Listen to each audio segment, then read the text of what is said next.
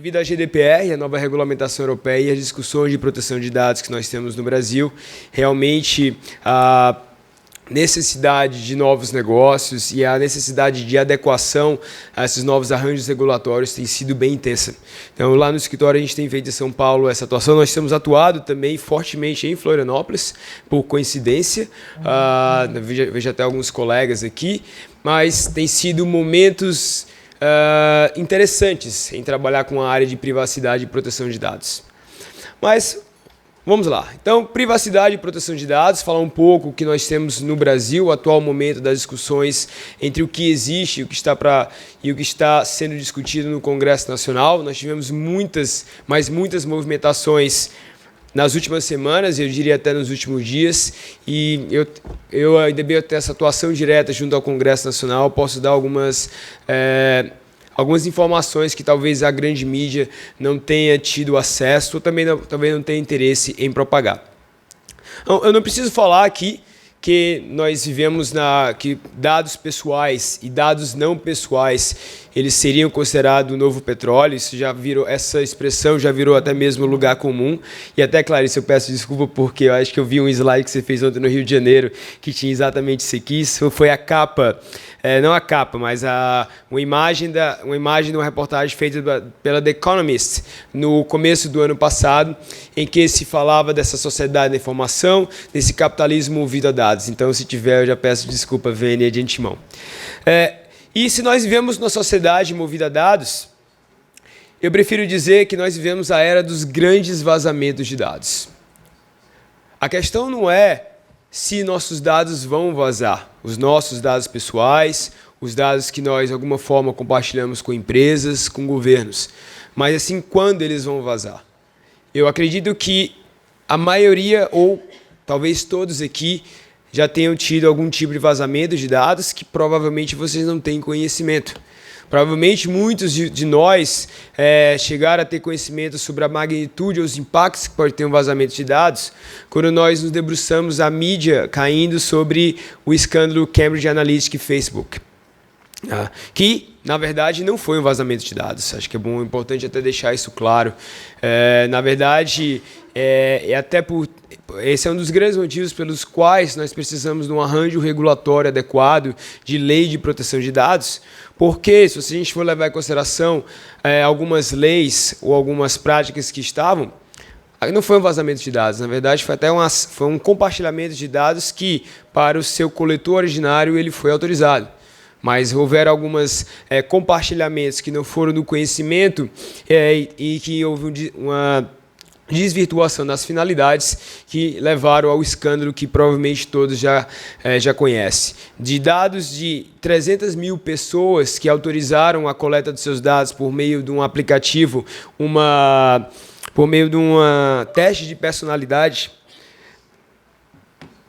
E para a gente ter essa experiência como estão coletando nossos dados, meu celular acabou de achar que eu falei OK Google e ativou o meu assistente aqui. Então, como não é a Siri e eu não converso com o Google aqui, vamos deixar ele um pouco mais de lado.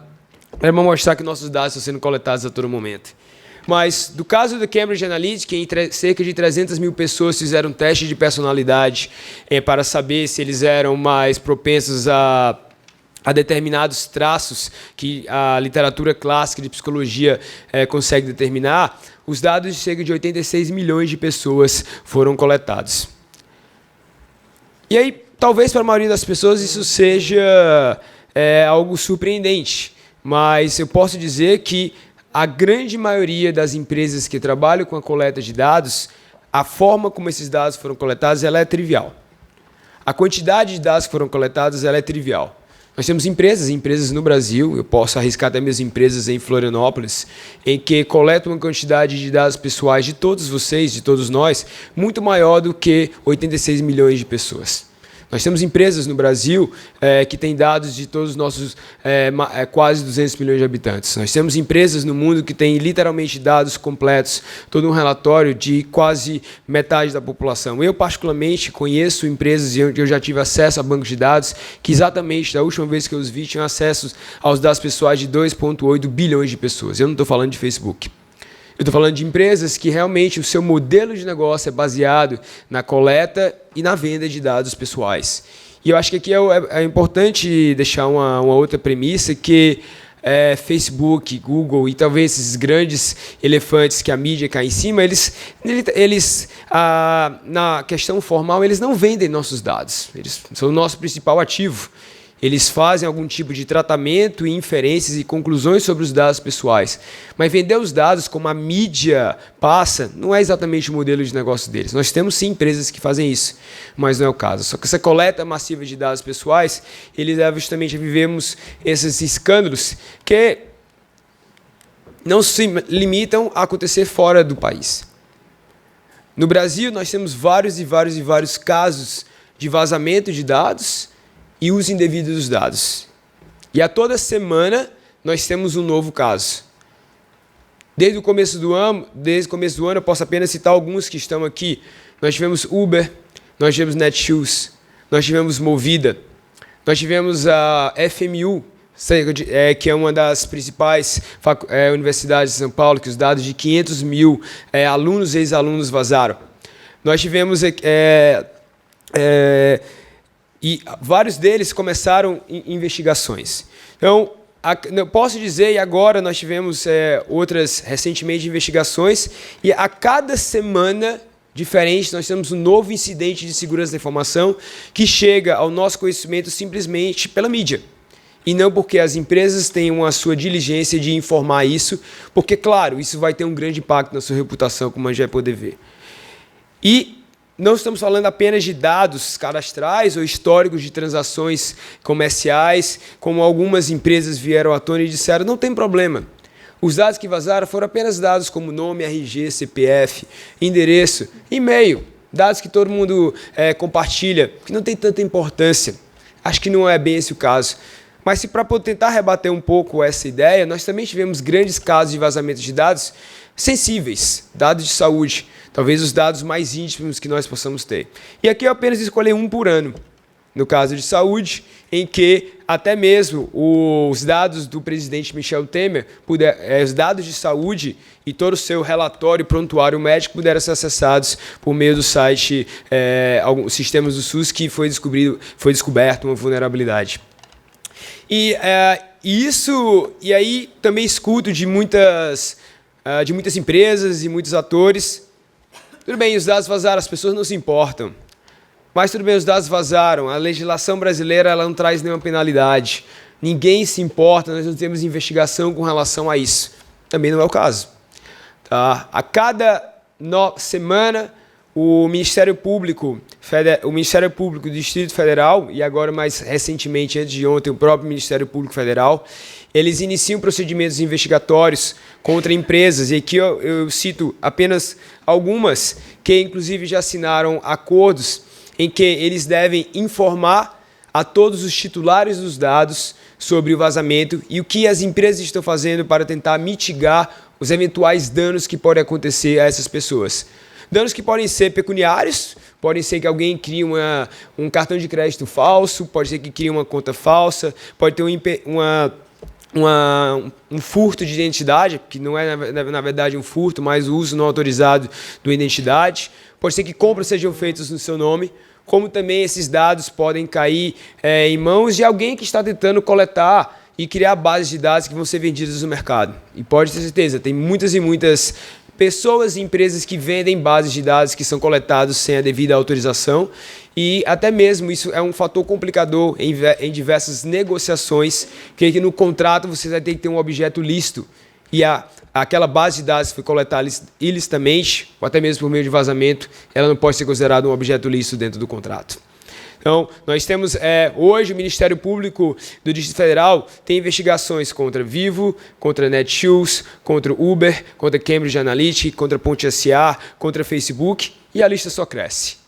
Nós tivemos agora o Ministério Público Federal, ele iniciou antes de ontem a investigação contra a própria Microsoft pela coleta indevida de dados por meio do seu sistema operacional Windows 10. Então, se a gente não tem uma autoridade ou autoridades no Brasil que façam investigação de violações à privacidade e à lei de dados pessoais, eu acho que a gente tem que repensar um pouco esse argumento, porque sim, nós temos vários e isso só vai crescer em detrimento até das leis gerais de proteção de dados que estão sendo discutidas. Esse uso indevido dos dados, esses vazamentos, eles têm um impacto direto na reputação das empresas. E aqui, esse impacto direto na reputação, que reverte também diretamente no valor da empresa no mercado, no valor das suas ações, eu trago aqui apenas alguns exemplos de desvalorizações que aconteceram na Equifax, um dos maiores vazamentos de dados do mundo, em que os dados de 147 milhões de cidadãos americanos vazaram. No caso aqui da Netshoes, que nós tivemos vazamento de agora 2,5 milhões de pessoas, e recentemente do Facebook, que chegou a ter uma desvalorização de mercado de 50 bilhões de dólares. Eu acho que quando a gente faz a matemática adequada, nós vemos que investir em segurança da informação e uso adequado de dados não é um custo operacional. Investir em compliance não é um custo operacional, e sim um investimento para tentar evitar com que essas práticas aconteçam. E cada vez mais, investir em privacidade e proteção de dados ele se torna um diferencial competitivo. E quando as empresas percebem isso, até mesmo os governos, eu vou até mencionar já porque os governos, elas criam confiança no mercado, e a confiança traz lucro. A confiança traz clientes. E as empresas começam a despertar para isso. Talvez porque a mídia, talvez porque nós temos tantas investigações, ou talvez regulamentações que podem aplicar multas pesadíssimas, como nós temos a nova regulamentação europeia. É tanto que pesquisas de um ano para o outro mostram que a preocupação dos 500 principais CEOs do mundo em segurança da informação pulou de 10º lugar para 4º lugar. E se a gente for levar em consideração apenas os CEOs da América Latina, essa preocupação está agora em 3º lugar. Junto com o que a gente chama da complexidade regulatória. Então, nós temos um arcabouço regulatório no Brasil, vou apenas me limitar ao Brasil, porque a Clarice vai falar com propriedade muito mais aqui sobre a nova regulamentação europeia, mas no Brasil nós temos um arcabouço regulatório altamente complexo, que é baseado em leis setoriais que regulam somente determinados setores da sociedade, da economia e do mercado. Nós temos aqui, que todo mundo fala, o Marco Civil da Internet, a quem ama e a quem o odeia, mas, querendo ou não, ele é um microsistema de proteção de dados para plataformas ou transmissão e tratamento de dados pessoais por meio da internet. Eu, particularmente, tenho minhas críticas a diversas regras do Marco Civil em propriedades conceituais, mas, querendo ou não, ele junto com a lei do cadastro positivo, que agora está passando por possível processo de alteração, o mais próximo que nós temos de uma efetiva lei de proteção de dados, que se junta a 2 principais projetos de lei, que seria o PL 5276 de 2016, que eu também vou falar um pouco mais, e o PL 330 de 2013, junto com a própria regulamentação europeia que tem eficácia no Brasil, e outras regras de setores específicos, como o mercado financeiro, saúde, de seguros e assim vai. Só que nós temos, no Brasil, essa regulação ela é insuficiente e muitas vezes ela é conflitiva. Nós temos conceitos, como o conceito do que é um dado pessoal em uma lei e um conceito de dado pessoal em outra, que vai determinar o que é o escopo de aplicação da norma, que simplesmente diz eu não sei que lei vai ser aplicada. E uma das maiores dificuldades, e aí trazendo aqui para mercado propriamente dito, é você explicar para o investidor internacional que você não sabe dizer que lei se aplica àquele caso. Você não sabe dizer qual o conceito adequado, qual a limitação, quais as obrigações que ele está. Não, porque eu estou aqui desenvolvendo um aplicativo de saúde que vai ser instalado nos smartphones. Então vai ser aplicado o quê? Marco Civil Internet, regulamentações setoriais da ANS. Se tiver uma interface com o poder público para fazer essa comunicação entre instituições privadas e públicas, vai ter a lei de acesso à informação, qual será aplicada no caso concreto? E nós temos diversas situações onde simplesmente não há leis. onde simplesmente nós temos um hiato legislativo que permite que empresas e até mesmo o governo em muitos setores possam utilizar e coletar nossos dados sem que tenha qualquer obrigação, limitação ou o dever do devido cuidado. Existem respostas para isso. Do arcabouço regulatório brasileiro e tradicional, nós podemos sim inferir uma carta de princípios, que ela, por si, talvez fosse suficiente para garantir a nossa privacidade e o uso adequado dos nossos dados.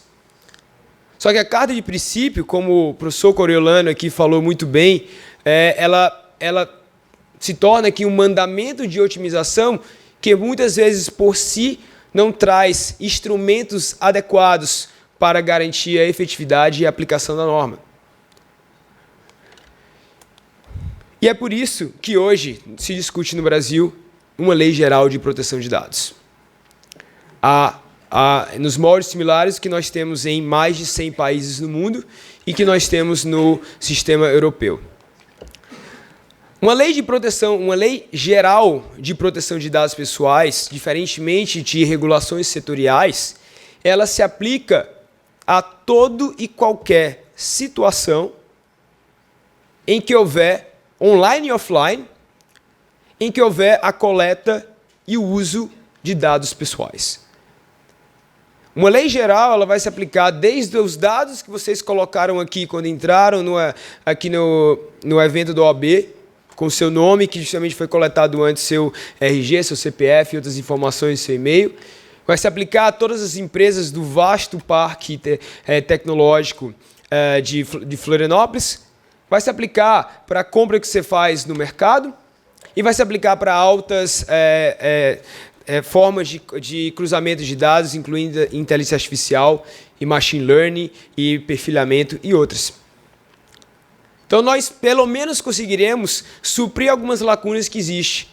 E, ao ter uma lei geral também, nós podemos tentar evitar os conflitos de normas, porque ela vem a tentar harmonizar os conceitos, tentar harmonizar as obrigações.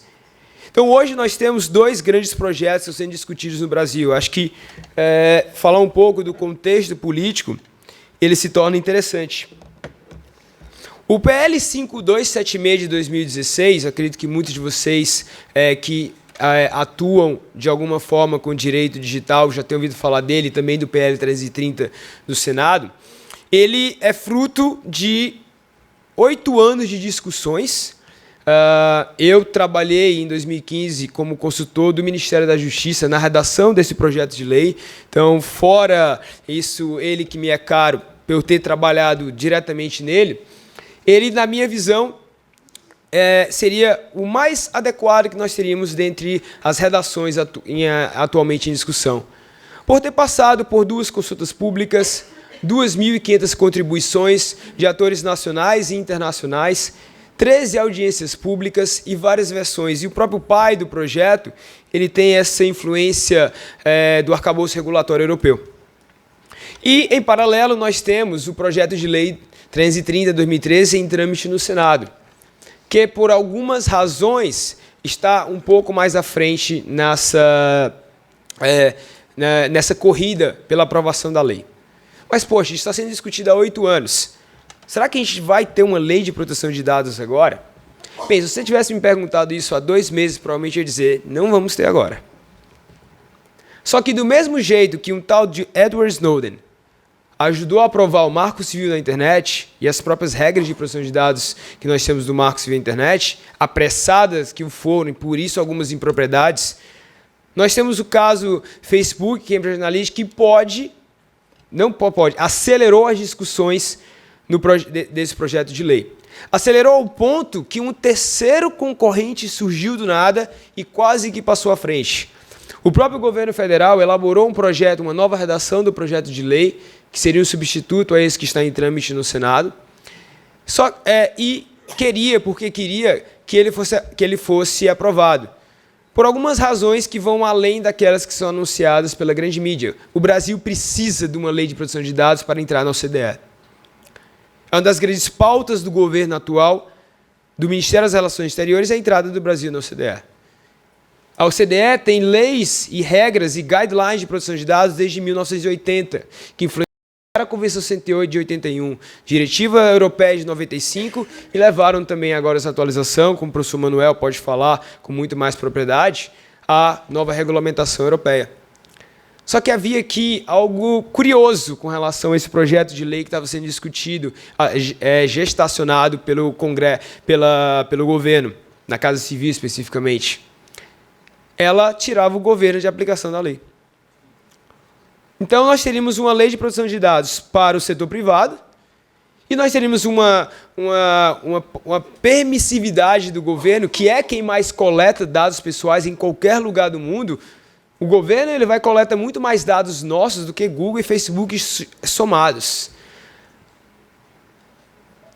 O histórico, assim, as diferentes gerações de leis de proteção de dados nasceram na tentativa de proteger o indivíduo da ânsia do Estado de coletar cada vez mais dados sobre eles. E agora nós tínhamos quase que uma lei que simplesmente dizia não, ela não se aplica ao governo e o Estado pode coletar os dados para as finalidades que quiserem. Para políticas públicas, para inovação, como também para vigilância, para controle social, para investigações. Com quem ele vai compartilhar, até mesmo com a iniciativa privada, isso acontece muito. Ainda bem, e aí, devido a ter uma atuação muito grande da mídia em cima disso, e alguns veículos importantes, que levaram ao relator do projeto de lei 330 a dizer isso não pode acontecer. E hoje, provavelmente, talvez em 2 semanas ou menos, nós teremos uma nova redação do projeto de lei em trâmite no Senado, que talvez esteja cada vez mais alinhada com o próprio projeto de lei em trâmite na Câmara dos Deputados, que é bastante influenciado pela regulamentação europeia, que é considerado aqui o padrão ouro dos standards internacionais de proteção de dados. Existe aqui uma tentativa de acordo entre as duas casas legislativas para levar à aprovação dessa lei. E qual vai ser o impacto dessa lei quando ela entrar em vigor no Brasil, nas empresas, no governo? Muito. É tanto que terá que ser concedido um período de 1 ano, 1 ano e meio, 2 anos, para que as empresas possam efetivamente se adaptar a todas as novas regras. Mas será que essa lei ela terá o condão de diminuir o desenvolvimento econômico, tecnológico e inovação no momento em que o país passa por uma retomada econômica? Será que seria o momento adequado de ter uma lei que possa limitar o fluxo de dados que é inerente à nossa economia? A questão é, o Brasil hoje perde grandes oportunidades por não ter uma lei de dados. O Brasil hoje ele perde para players como Uruguai, Argentina, Chile, México, porque simplesmente dados ou plataformas, servidores, estruturas de outras empresas, de outros países não podem nem ser instalados aqui adequadamente porque nós não somos considerados um país em que tem um nível adequado de proteção de dados. E uma lei de proteção de dados, acima de tudo, ela traz segurança jurídica. Num terreno pantanoso que nós temos de leis de proteção de dados, em que o empresariado local e internacional ele não sabe o que pode e não pode fazer para oferecer seus serviços no Brasil, ao ponto de não saber se no outro dia nós teremos uma ordem judicial que vai suspender as operações, como aconteceu em vários casos aqui, o WhatsApp, por exemplo. Uma lei como essa pode trazer segurança jurídica. Uma lei como essa pode trazer uma qualidade maior no fluxo de dados. Uma lei como essa pode permitir que haja transferência internacional de dados. Ela vai criar muitos e muitos empregos e oportunidades, como a figura do Data Protection Officer. Então, eu falo muito para meus alunos, tanto no Mackenzie, na FGV, que se eu estivesse na faculdade de Direito agora, eu estudaria privacidade e proteção de dados. Eu só fui começar a estudar isso quando eu já estava no meio do mestrado. Porque só no contexto europeu, quase 100 mil novos profissionais foram necessários para ajudar as empresas e até mesmo governos a entrarem em conformidade com a nova regulamentação. E essa demanda já existe no Brasil. Como eu falei, o time com quem eu trabalho no escritório teve que dobrar de tamanho. Hoje, Eu fui dormir 2 da manhã, acordei 5 para pegar o voo, porque até 2 da manhã estava terminando, curiosamente, até por uma empresa de Florianópolis, um material que é justamente não só com relação à nova regulamentação europeia, mas até mesmo com os projetos de lei que estão sendo discutidos no Brasil. Existe uma oportunidade de negócio gigantesca, não só para os profissionais, para as empresas. Criar novos modelos de negócio baseados no uso adequado de dados. E o uso adequado de dados, dentro de práticas como limitação de propósito, finalidade, adequação, necessidade, proporcionalidade, não discriminação, no começo pode parecer que não é tão vantajoso. Só que com o tempo, com o fluxo contínuo de dados e dados de melhor qualidade, para quem trabalha na área técnica, entende que uma das maiores dificuldades que nós temos hoje é exatamente isso. É ter dados que realmente tenham valor, que sirvam e não só sujeira. Dados de maior qualidade, dados atualizados, fidedignos, precisos. Então, pensando no longo tempo, e a Europa pode dizer, mas nós temos muito mais inovação nos Estados Unidos, em que as leis de proteção de dados são mais frouxas, vamos falar assim, do que no Brasil, do que na Europa, desculpa. Será? A Europa ontem, professor Manuel, se puder até depois falar sobre isso, lançou uma iniciativa em que os 28 países membros se juntaram para poder, com cerca de se comprometeram a 20 bilhões de euros em investigação em inteligência artificial nos próximos 2 anos. Para competir com mercados como China, competir com mercados como Estados Unidos, que agora também vão ter que se adequar às leis de proteção de dados até da Europa. Que eu não vou me alongar muito nesse ponto, mas que tem eficácia no mundo inteiro. E mesmo se você não tenha presença física, representação. Basta coletar dados de pessoas naturais, não nacionais, localizadas na Europa, localizados na União Europeia. Ou oferecer os seus serviços, ou fazer práticas de perfilhamento ou monitoramento de dados de pessoas naturais que estão localizadas na Europa, ou os dados foram coletados na Europa. Então, o fato de empresas como Facebook, Google e outras estarem todas se adequando a essa nova regulamentação europeia e que impõe a obrigatoriedade que essas empresas e outras só podem contratar com empresas que também estão adequadas à nova regulamentação europeia, vai trazer uma avalanche no mundo inteiro e no Brasil de adequação e necessidade de conformidade. Toda e qualquer empresa no Brasil que hoje presta serviços para essas grandes empresas que obrigatoriamente estão fazendo todo o movimento para se adequar, elas vão ter que se adequar.